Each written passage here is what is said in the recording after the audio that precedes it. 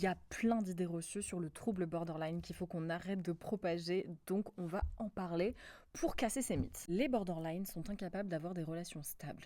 Écoutez-moi bien, c'est complètement faux. Un borderline qui a travaillé sur lui, qui a conscience de son problème, qui relationne avec une personne qui est sécurisante pour lui, il met toutes les chances de son côté de pouvoir vivre une relation qui se passe bien. Personnellement, je suis borderline et aujourd'hui je suis stabilisée et ça fait 5 ans que je relationne avec mon copain, que je vis une relation stable et saine, qui dure et qui n'est pas prête de s'arrêter. Il faut évidemment pas nier que la vie relationnelle du borderline peut être très chaotique, mais à partir du moment où il a conscience de son problème et qu'il essaye de travailler dessus, c'est pas une impossibilité. Les borderline cherchent juste à attirer l'attention. Alors, c'est à la fois vrai et à la fois complètement faux, je vais vous expliquer pourquoi. Il y a des troubles de la personnalité dans lesquels la personne concernée par le trouble a vraiment un besoin de reconnaissance de la part des autres, ce qui n'est pas le cas dans le cas du trouble border. Les borderline peuvent parfois avoir recours à des situations qui génèrent des réactions chez les autres. Mais c'est très souvent bien plus par volonté de s'auto-saboter et de saboter ses relations que les borderline agissent comme ils agissent. Parfois, il y a des appels à l'aide, mais c'est assez différent d'un besoin de reconnaissance et d'attention qui ne sont pas constituants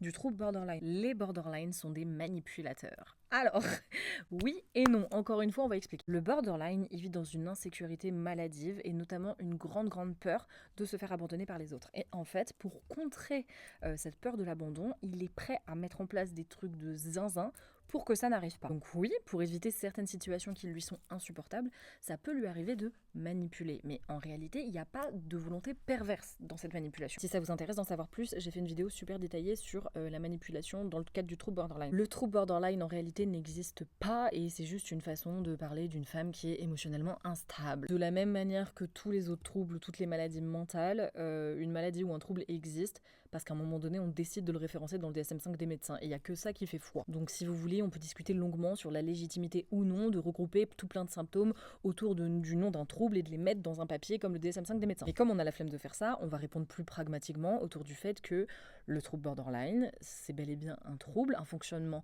particulier du cerveau qui n'opère pas comme dans le cerveau de monsieur madame tout le monde. Ça implique des manières de fonctionner qui ne répondent pas à la norme, ça implique tout un tas de symptômes qui peuvent être parfois très handicapants dans le quotidien et ça va bien au-delà d'une simple mauvaise gestion émotionnelle. Le trouble borderline ne peut pas se soigner. Cette idée reçue, je vais à la fois lui donner tort et raison parce que tous les médecins, tous les psychiatres, tous les chercheurs ne sont pas d'accord sur le sujet. Mais j'ai envie de dire que peu importe que chimiquement ça se soigne ou non, la réalité c'est que ça se stabilise un trouble borderline et on peut vraiment apprendre à bien le gérer, à gérer son émotionnel et à vivre avec en fait dans le quotidien. On peut apprendre à se réguler et à savoir se gérer, à s'apprivoiser et à vivre une bonne vie avec un trouble borderline. Ça demande évidemment beaucoup de travail.